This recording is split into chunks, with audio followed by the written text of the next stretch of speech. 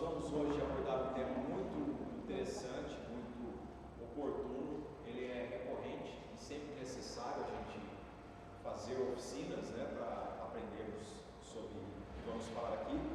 Mas antes de eu penetrar no tema, gostaria de dar algumas orientações.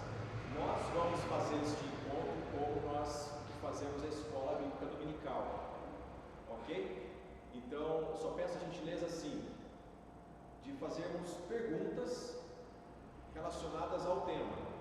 Às vezes nós temos ansiedade de fazermos colocações, E as colocações, elas podem falar o que já foi dito, muitas vezes. Então vamos tirar dúvidas mesmo, que ninguém saia daqui com dúvidas, mas tenha a liberdade de, durante a exposição, você levantar a mão e fazer a sua pergunta.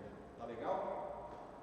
Para nós conversarmos o nosso tema, que é o Espiritismo segundo o Evangelho, eu quero começar lendo um texto da Palavra do Senhor com vocês, que é o Evangelho de João, capítulo 9.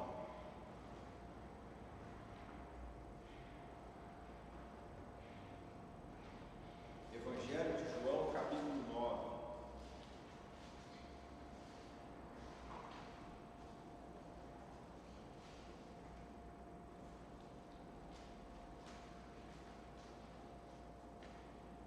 Este é um dos textos maravilhosos para nós respondermos uma das principais perguntas que chegam a nós,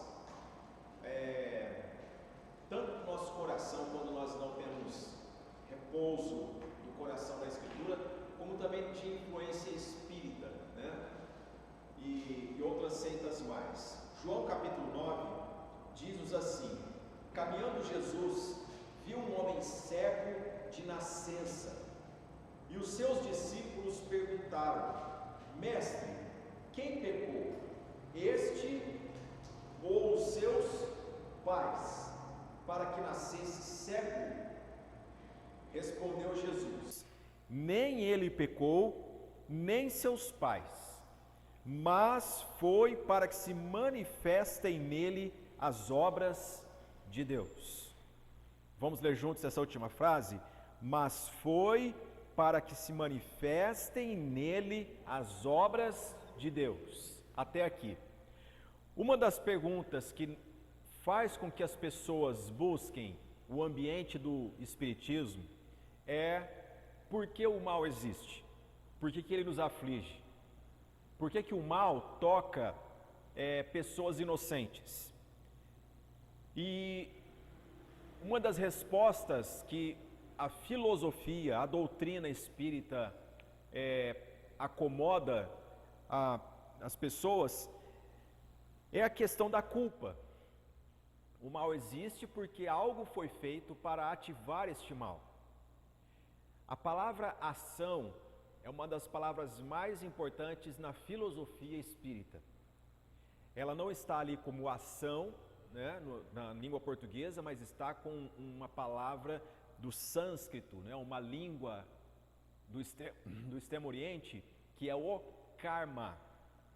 O karma. O karma é um conceito de ação. Aquilo que a pessoa faz, de bom ou de ruim, vai despertar uma reação. A ação dela vai despertar uma reação.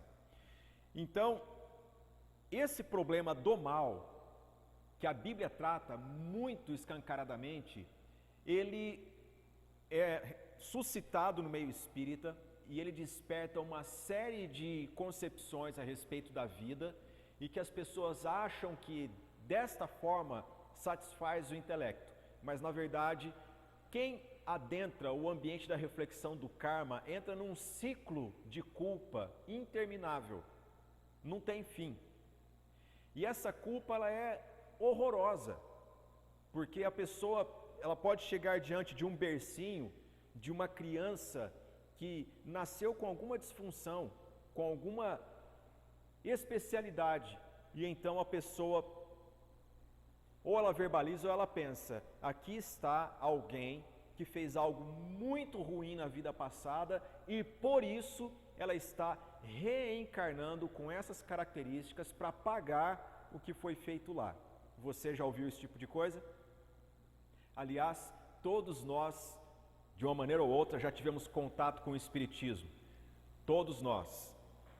Mesmo dentro do ambiente evangélico, existe hoje em dia uma grande influência da doutrina espírita. Nós vamos chegar lá. Como que a Bíblia responde à questão da ação e reação, do karma? A culpa é de quem? Enquanto o Espiritismo fala que a pessoa que faz algo ruim, ela vai receber em troca esse algo que ela fez, a Bíblia nos ensina que o mundo, ele é uma esfera problemática por causa do coração do homem. E a pergunta que os discípulos fazem, ela é muito parecida com o que as pessoas procuram dentro do espiritualismo, que é: mestre, quem pecou? Quem fez algo de errado? Ele nasceu cego. Ele nasceu cego. E perguntam para Jesus: quem pecou? Este ou os seus pais? O que está aqui implícito nessa pergunta? Culpa. Culpa, ação e reação. A pessoa, ela não é dotada da mesma qualidade dos demais, porque ela fez algo que atraiu sobre ela isso. E qual foi a resposta que Jesus deu? Olha que interessante. Nem ele pecou, nem seus pais. Note bem que Jesus está respondendo uma pergunta dos discípulos. Jesus não está falando que esse homem nasceu sem pecado. Não, porque todos pecaram. Jesus está falando que este homem em especial não fez nada para nascer cego, nem os pais dele, mas Deus, na sua providência, na sua vontade soberana, permitiu que essa criança nascesse dessa forma para que em algum momento ele fosse glorificado. Ou seja, o Evangelho responde como a questão do karma. O karma diz o seguinte: quem fez para merecer? O Evangelho responde o seguinte: Deus se importa com você. É bem diferente, não? Enquanto o Espiritismo diz o seguinte: olha, eu estou vendo que você não tem a mesma qualidade dos demais. Você é especial em uma característica, ok? Você não se enquadra no padrão do que é natural, do que é normal de todos os demais. É uma forma de invalidação, não é? O Evangelho apresenta o seguinte: Deus se importa com o ser humano. Seja ele quem for, estando ele como ele está. É uma outra visão. Isso tira a culpa, gente. Isso elimina a questão de quem é que está fazendo algo para merecer. E o que Jesus faz com este homem? A palavra nos ensina que o Senhor Jesus curou este homem de uma forma miraculosa, cuspiu na terra e, tendo feito lodo com a saliva, aplicou aos olhos do cego. Aqui as pessoas fazem elucubrações do porquê Jesus fez esse gesto, mas uma coisa simples: ele fez para que o homem fosse se lavar. Porque o que traz cura para o coração do homem, o que faz o homem enxergar, não é um milagre, é a obediência à palavra. Jesus fez isso, e porque o homem atendeu a palavra do Senhor e foi se lavar, ele foi curado.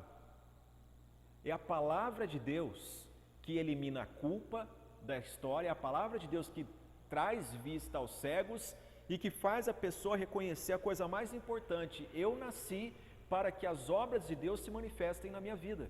É isso que o Evangelho ensina.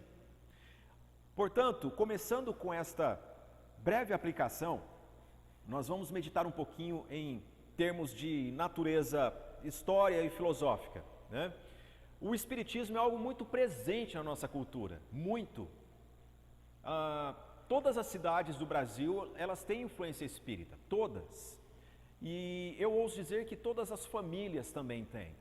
A nossa história, ela está muito ligada com o Espiritismo. Desde a época do Brasil colônia, isso está presente na cultura brasileira. E de que forma? O espiritismo ele pode ser categorizado pelas pessoas. Alguns dizem, olha, não é religião, eu não tenho religião, isso é apenas uma filosofia. Outros dizem, não, é minha religião sim. Tendo o termo filosofia ou religião, o fato é, ali está uma forma de expressão do sagrado, e isso é religião. Isso é religião. Não é apenas um pensamento que a pessoa adotou, que ela escolheu para trazer respostas para suas indagações, mas sim uma forma dela tratar da questão do sagrado na sua vida. Então, o espiritismo, ele é filosofia sim, ele é doutrina sim, ele é religião sim, senhores. Sim, senhores.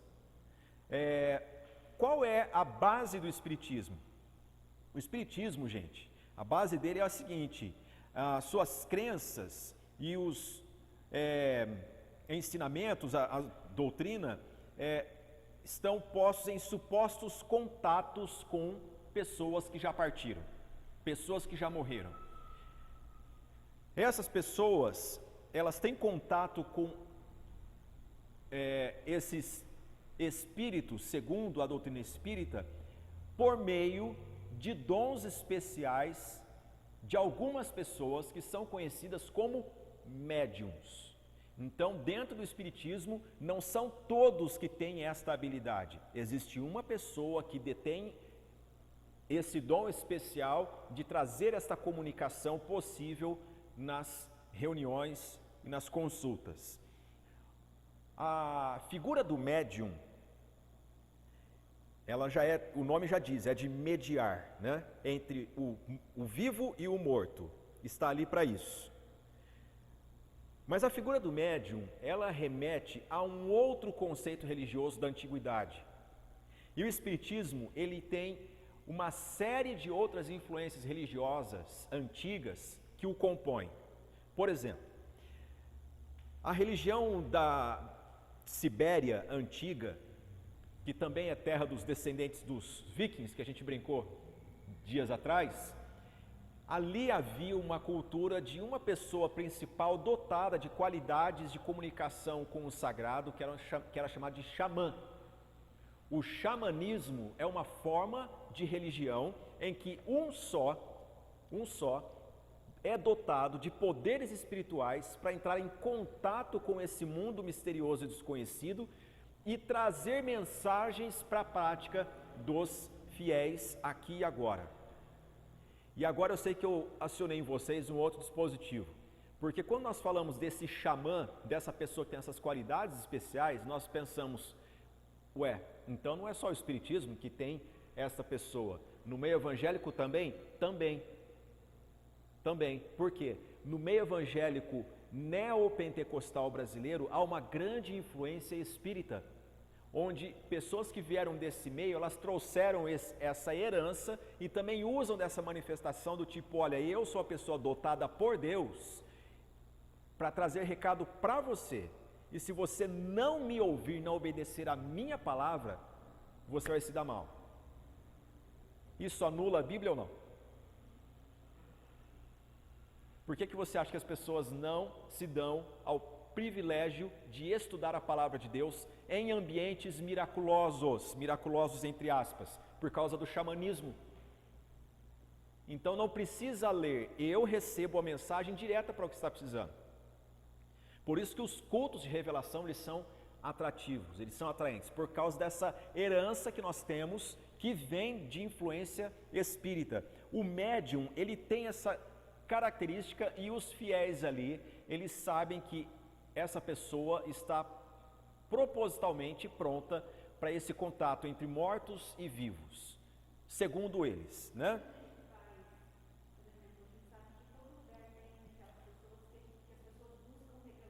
Uhum. É a mesma coisa.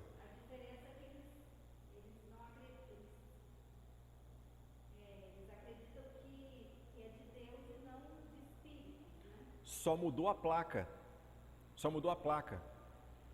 A pessoa, ela procura nesses ambientes de revelação, do ambiente neopentecostal, a mesma motivação que uma pessoa simples procura num centro espírita.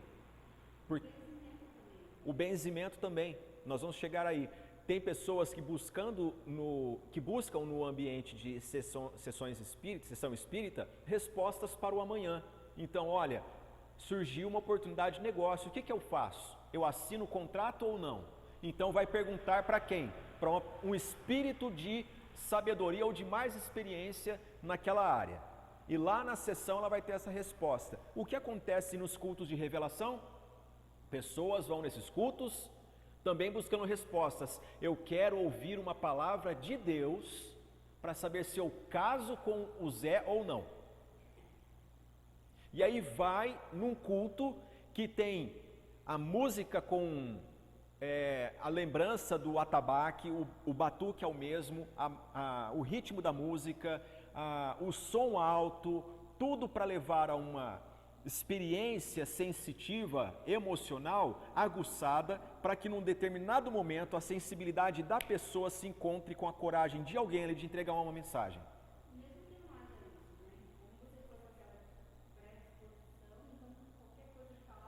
Qualquer coisa, a pessoa está ali para receber qualquer tipo de contato com o sagrado, né? E aí, o que nós temos no Brasil? Nós temos duas influências espíritas, temos muitas. Dentro do espiritismo existe espiritismos, assim como dentro do evangelicalismo existem evangélicos aos montes, né? Nós temos primeiramente o espiritismo ocidental, que é conhecido por kardecismo. Lembra que o nome de Allan Kardec, né? Nós vamos falar dele. E também temos o baixo espiritismo no Brasil, que é conhecido pelo candomblé, pela umbanda, a quimbanda e outras expressões mais de cultos de origem afro-ameríndia, que tem a mesma doutrina de contato com os mortos para respostas práticas e imediatas do dia a dia.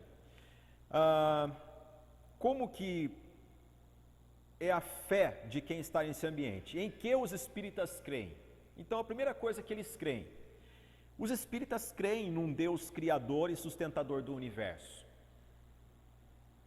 Eu acho interessante esses nossos encontros aqui, que eles são estudos bíblicos à moda da escola dominical, e vai nos habilitando também para conversar com pessoas que estão nesse meio, né?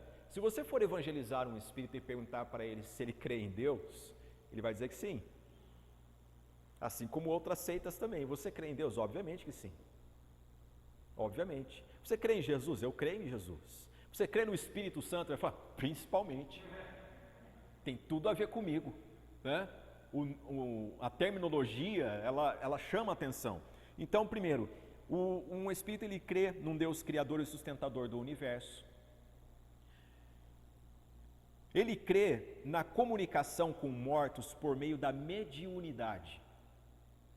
Então, onde houver um encontro com um médium, ali pode haver um contato com uma pessoa que já partiu, ou então um espírito novo, etc.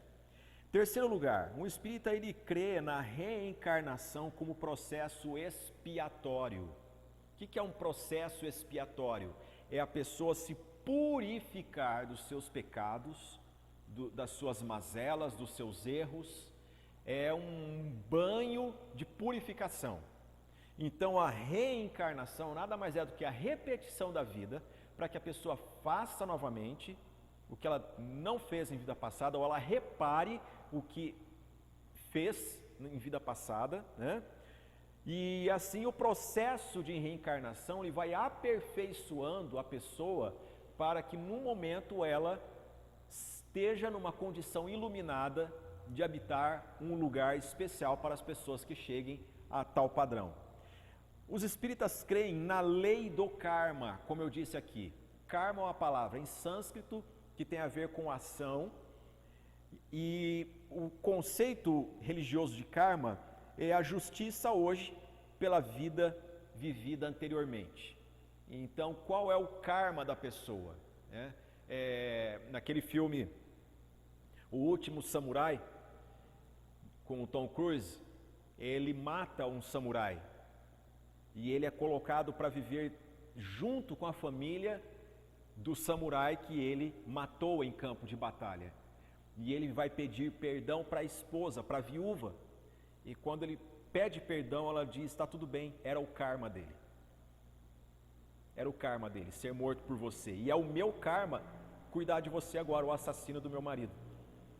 Então a doutrina do karma, ela traz, ao mesmo tempo que respostas e supostos confortos, ela também traz responsabilidades para o fiel. O karma é algo muito sério dentro do espiritualismo. E um quinto ponto importante, não dá para a gente desenvolver muitas coisas, mas alguns que nós convivemos diariamente, é a pluralidade dos mundos. Os espíritas, eles creem que além da Terra existe outros mundos, sim, que Deus no seu infinito poder, ele pode ter criado diversos mundos habitados, ou então lugares novos para serem habitados, e nesses lugares também pode acontecer uma presença espiritualista como processo de evolução da raça. Então quem morre pode reencarnar aqui ou em outro lugar. E há outras expressões espíritas que vão sustentando coisas mais. Há uma grande influência espírita, onde há uma busca por respostas de vidas em outros planetas, OVNIs, extraterrestres e coisas mais. Essas filosofias, elas se combinam e elas são perigosas por isso também, porque há muitas aparições aqui e acolá que elas encontram sustentação dentro do espiritismo, mas biblicamente nós sabemos do que se trata e nós vamos desenvolver já. A história do espiritismo que temos hoje de norte a sul no Brasil, né? Ele começa, na verdade o espiritismo ele é uma colcha de retalhos de diversos conceitos espiritualistas desde os tempos antigos, né? Os egípcios, eles criam na reencarnação. Saul buscou a consulta com a médium, a pitonisa de Endor, né? E ele fez isso por quê? Influência dos povos cananitas que Deus havia orientado para não seguir o modelo deles. E é interessante o Bruno lembrar disso, porque a história de Saul, ela acontece quando o período dos juízes se finda. Saul é o primeiro rei de Israel. Ele viveu nesse período dos juízes, em que cada um fazia o que achava ser certo, porque não meditava mais as escrituras. Eles não viviam mais ouvindo a sabedoria dos anciãos. Então era aquela gangorra espiritual. E nesse contexto, Saul é influenciado, e nos últimos momentos da vida dele, ele busca conselho com uma mulher que faz invocação. Ele busca por Samuel, né? Mas a gente vê o fim dele, que não foi nada bom. Saul comete suicídio logo após essa consulta. E o que ela disse, para isso você pode acessá-lo no YouTube. Eu desenvolvi uma mensagem inteira para falar disso aqui na igreja, mais de 1 hora, só falando o que aconteceu ali com Saul e a pitonisa, e que não era Samuel de forma alguma, e tudo quanto foi profetizado ali não aconteceu. Não aconteceu da forma que foi dito. Então, além desse exemplo que nós colhemos do Bruno, temos o fato que o povo de Deus sempre à sua volta teve pessoas praticando coisas que lembram o espiritismo de hoje. A consulta dos mortos, a veneração pelos mortos. Os egípcios eram muito dados a isso. Os povos cananitas também faziam isso. Alguns povos da região do Eufrates também faziam. Era muito presente nos tempos bíblicos. Então vocês veem só, não é algo de hoje em dia. Necromancia, né? E outras coisas mais que nós temos nesse bojo do espiritualismo. Então, do Oriente, isso sempre veio na história, nos permeando. Sempre veio, sempre veio. Até chegar no século XIX, 1800 e pouco, em especial em meados do século XIX, nos Estados Unidos, na cidade de Hydesville, no condado de Wayne, havia duas irmãs chamadas Catherine e Margaret Fox, conhecidas como Irmãs Fox. Elas eram de uma família metodista, uma família evangélica. E num dado momento, essas irmãs Fox começaram a tentar se comunicar com os supostos espíritos que visitavam a casa delas. Então, aquelas coisas de filme de terror, aquelas histórias de filme de terror que se repetem em todo filme de terror. Há um barulho, há um quarto escuro, há uma... Hã? Exatamente. Uma porta que bate, né? Uma cortina que movimenta, e vultos. Toda essa herança vem dessa experiência das irmãs Fox, que se repete em diversos lugares, né? E as irmãs Fox começaram nessa tentativa de se comunicar com esses supostos espíritos que habitavam a mesma casa que elas, começaram a propagar que estava dando certo isso. E pessoas começaram a fluir para ali. Agora eu chamo a sua reflexão.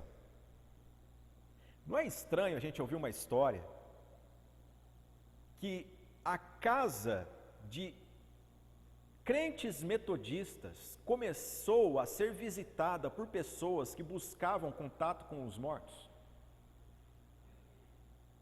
Enquanto eu preparava esse estudo para ministrar aqui para vocês, eu fiquei pensando isso, gente. Nós precisamos arrastar os nossos filhos conosco para a igreja.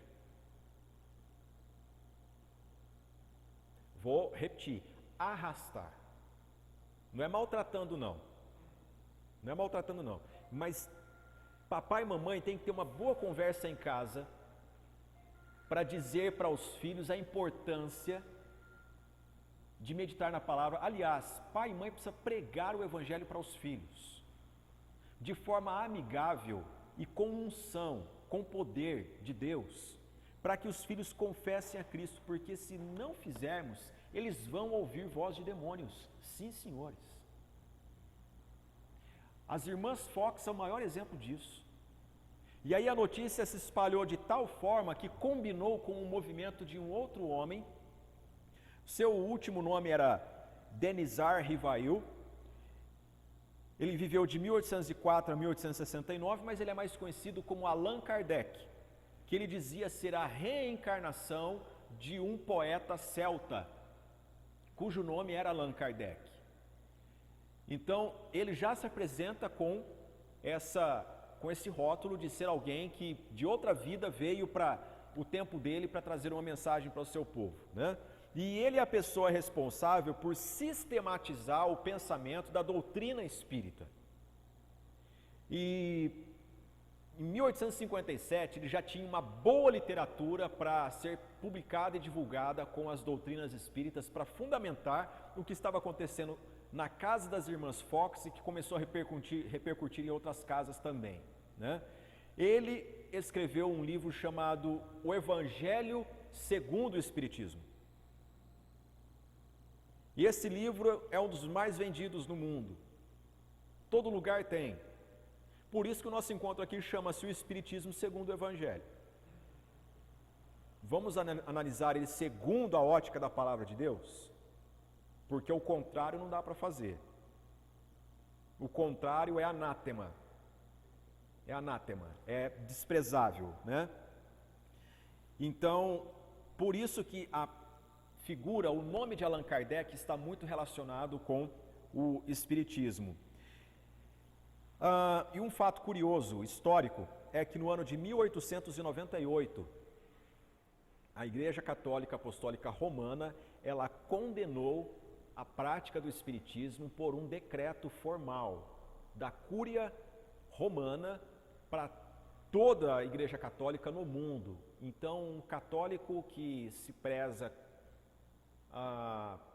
pelo título Católico Apostólico Romano, ele não vai se associar com o Espiritismo. Então surge uma outra pergunta: o que nós temos no Brasil? No catolicismo e no espiritismo. Nós temos um catolicismo brasileiro. Ele não é apostólico romano.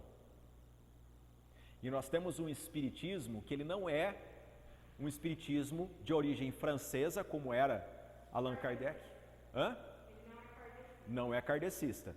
E não é americanizado, não é americano, ele é brasileiro. E no espiritismo brasileiro, você tem um patchwork de diversas influências também. Influências dos indígenas, influências da cultura afro e outras mais. Nós temos uma caldeirada de conceitos filosóficos. E nós temos também a influência evangélica dentro do espiritismo também. Há muitas pessoas preocupadas com o culto ecumênico que comungam com sessões espíritas, que visitam, porque tem um ar de reuniões de estudo, reuniões de avanço intelectual, de filosofia. Já tiveram a oportunidade de conversar com pessoas que dizem: não, nós só estudamos.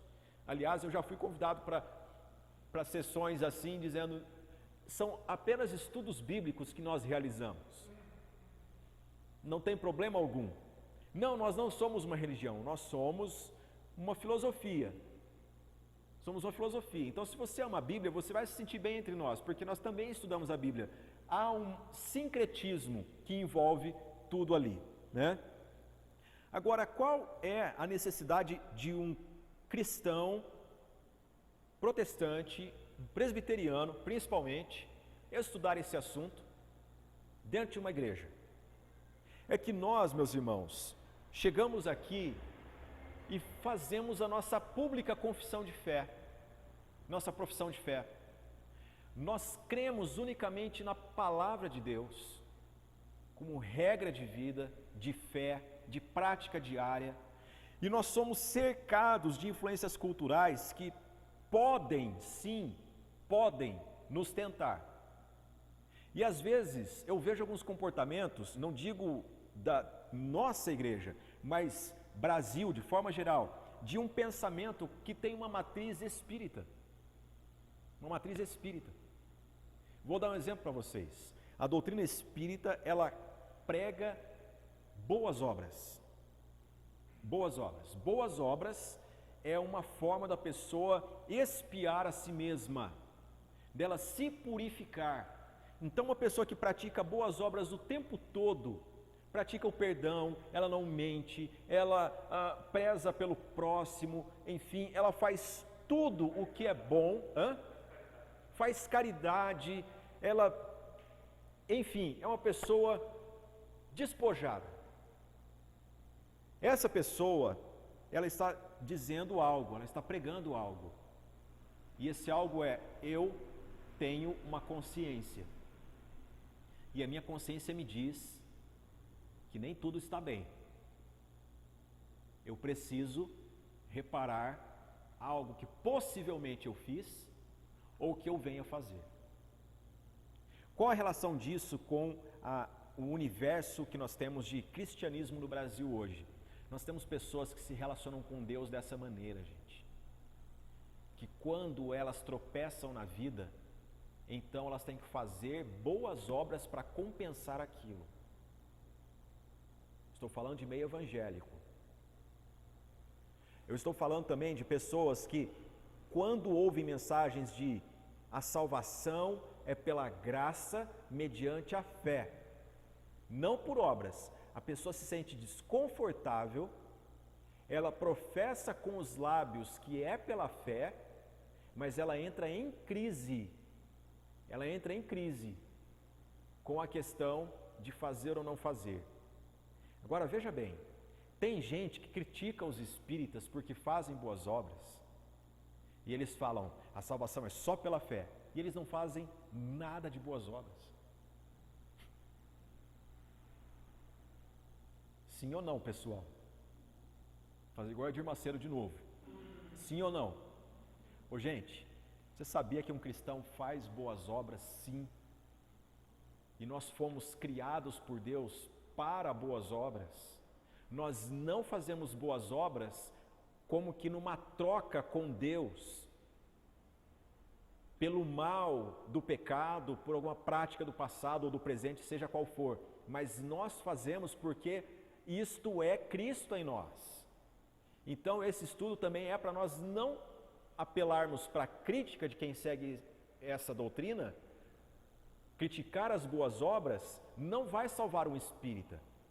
O que faz uma pessoa ser evangelizada é a oração e a palavra de Deus e a constância do evangelizador. O grande problema hoje para evangelismo é que as pessoas tentam evangelizar umas às outras em 5 minutos apenas. E que no final a pessoa vai dizer, eu quero orar por você, quero sim entregar minha vida. E aí ela coloca lá mais um. Não, não é assim. Às vezes para evangelizar uma pessoa você tem que dedicar a sua vida toda. Mas tem que ser com oração e a palavra de Deus. Agora nós vamos ler alguns textos para refletirmos o que a Bíblia diz sobre o Espiritismo. Primeiramente eu convido você a abrir a palavra do Senhor no livro de Deuteronômio, capítulo 18.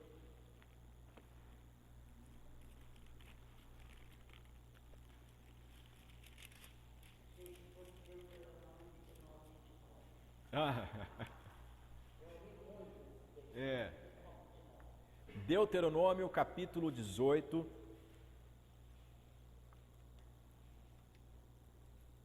a partir do versículo 9, a palavra do Senhor diz assim, quando entrares na terra que o Senhor teu Deus te der, não aprenderás a fazer conforme as abominações daqueles povos.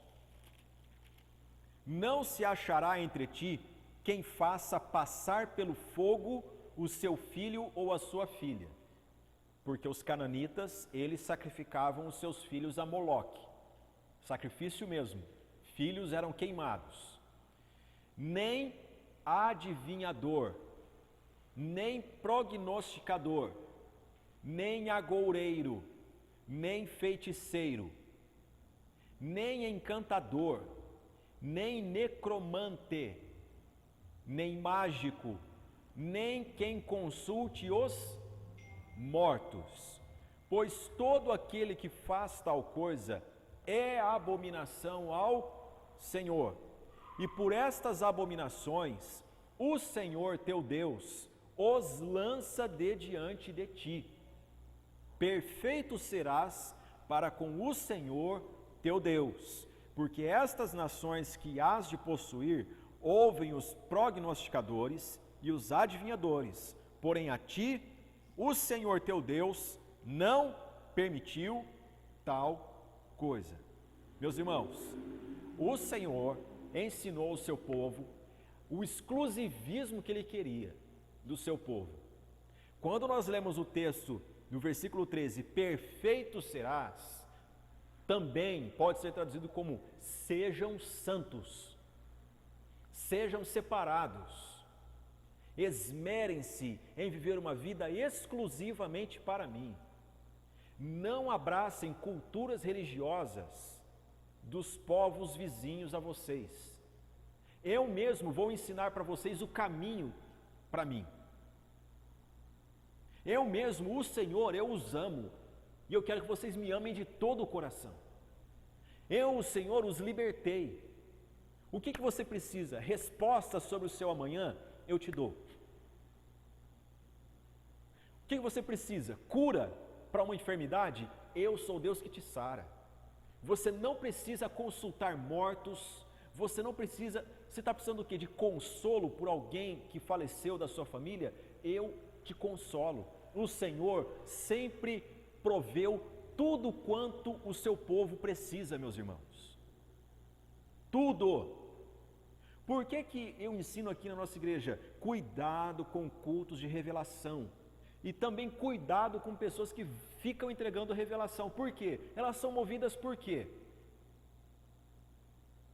Porque se for movido pela palavra de Deus, o crente sabe que o Senhor cuida dele o tempo todo. Você não precisa de uma pessoa que olhe para você e diga, olha, tem algo muito ruim que vai acontecer na sua vida, mas hoje eu posso orar por você e Deus vai te libertar disso. Que coisa, que mensagem é essa?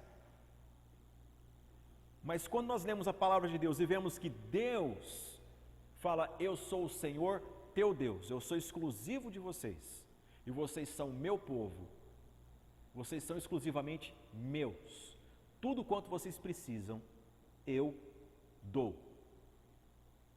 Eu dou. Outro texto que eu gostaria de ler com vocês está em Isaías capítulo 8.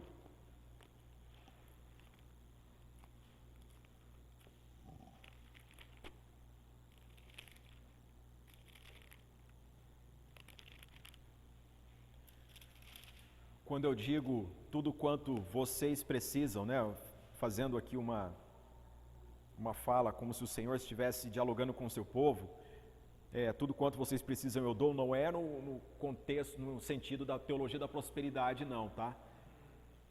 Tudo quanto vocês necessitam para viver, eu estou aqui para vocês. O Senhor sempre disse para o seu povo que Ele era a herança do seu povo, né? Isaías capítulo 8, versos 19 ao 22.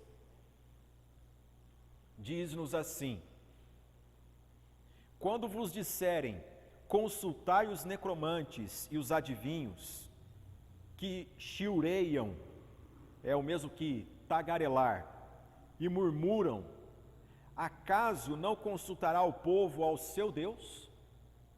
A favor dos vivos se consultarão os mortos? Se você puder, grife essa frase. A favor dos vivos se consultarão os mortos? À lei e ao testemunho, se eles não falarem desta maneira, jamais verão a alva. Passarão pela terra duramente oprimidos e famintos. E será que, quando tiverem fome, enfurecendo-se, amaldiçoarão ao seu rei e ao seu Deus, olhando para cima.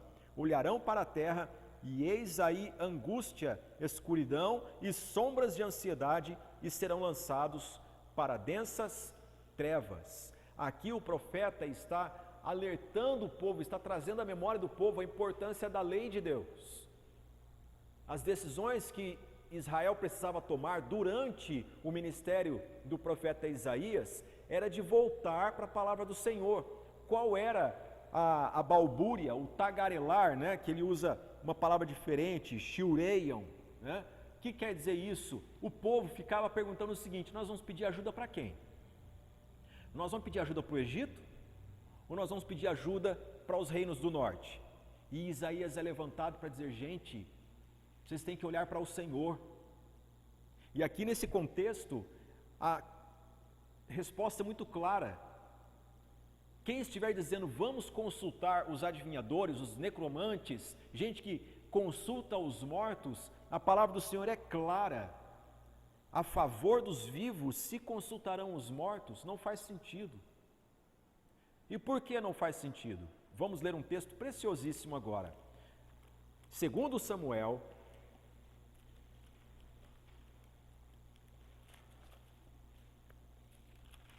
capítulo 12.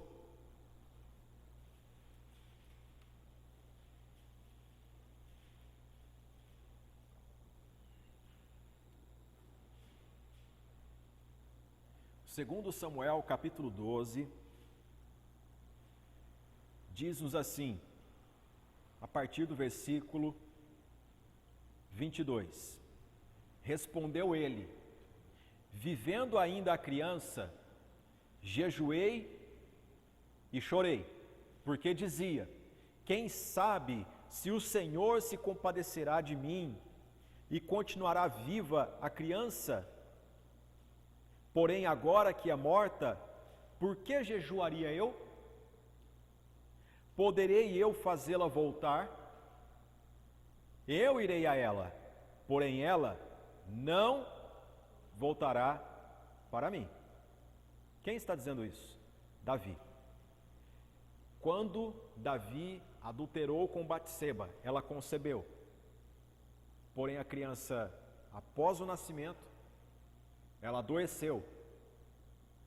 E Davi já estava arrependido pelo pecado, e ele passa por um processo de jejum e oração em prol da criança. Ele não comeu, não bebeu, vestiu panos de saco, cinzas na cabeça, e o povo passava e ficava preocupado com o rei naquele estado. E diz-nos a palavra do Senhor que num dado momento Davi, ele observa que as pessoas estão rumorizando que a criança havia morrido, e as pessoas estavam com medo de como dar a notícia para o rei Davi. E ele, percebendo que a criança já morreu, ele então se levanta, se banha, se perfuma e fica disposto para comer. Então as pessoas perguntam, mas como assim? Agora que veio a pior notícia, que a criança morreu, o Senhor se levanta, se banha, e aí ele responde que nós acabamos de ler. Vivendo ainda a criança, jejuei e chorei. Porque dizia, quem sabe se o Senhor se compadecerá de mim e continuará viva a criança? Agora olha que peso doutrinário tem a fala de Davi. Porém, agora que é morta, por que jejuaria eu? Faz sentido alguém orar por quem morreu? Não. A Bíblia todo mundo tem em casa. Agora você grave esse endereço. Quando você for evangelizar alguém, for explicar para alguém, você tem a fonte do que apresentar para a pessoa. Por que não oramos pelos mortos?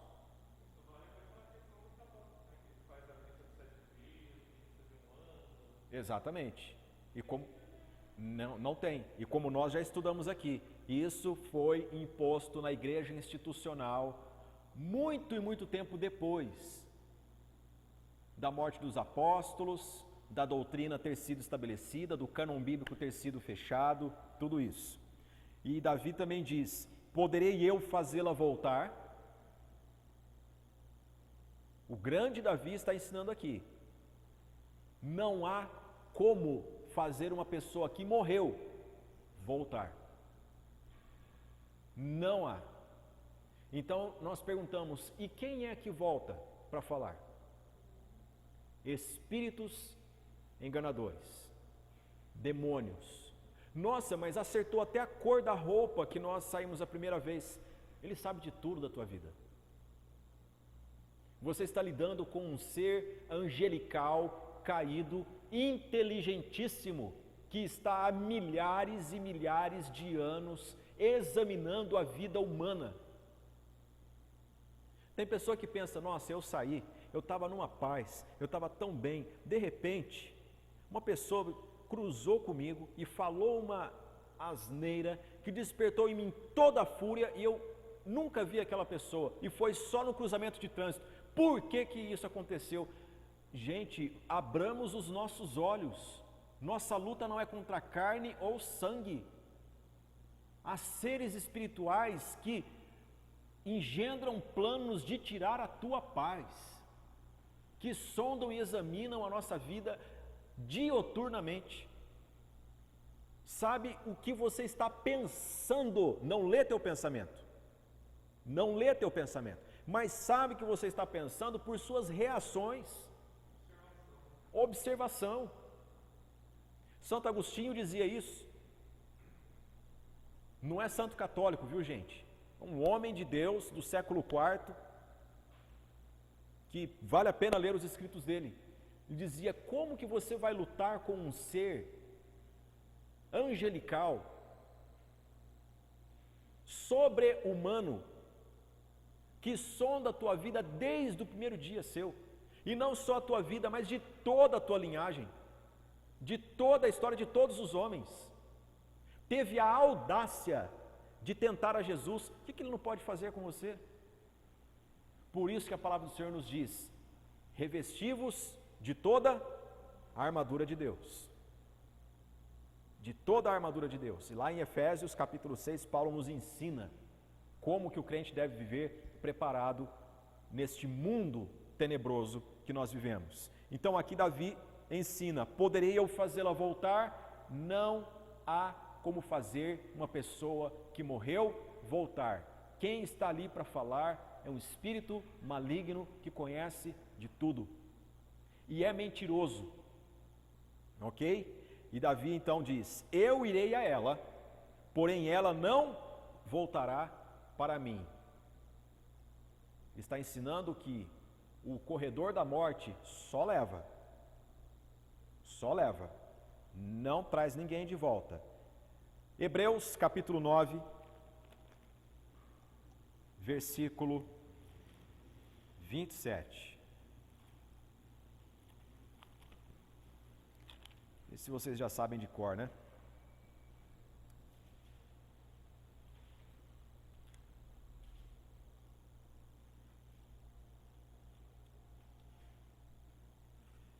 Hebreus 9, 27, diz-nos assim a palavra do Senhor: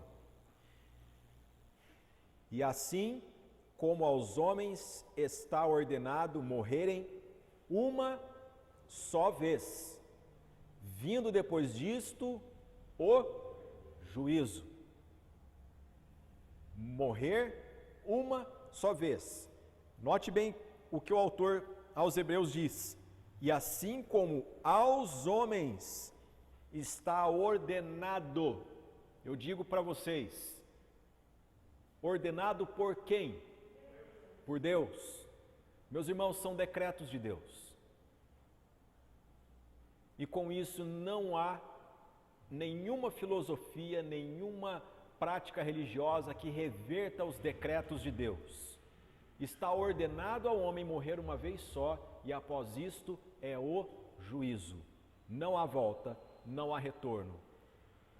Como que nós devemos viver então, num contexto que está tomado por filosofias parecidas e que o tempo todo a gente vê essa força espiritual conduzindo pessoas a essa prática? Nós devemos ser pessoas bíblicas.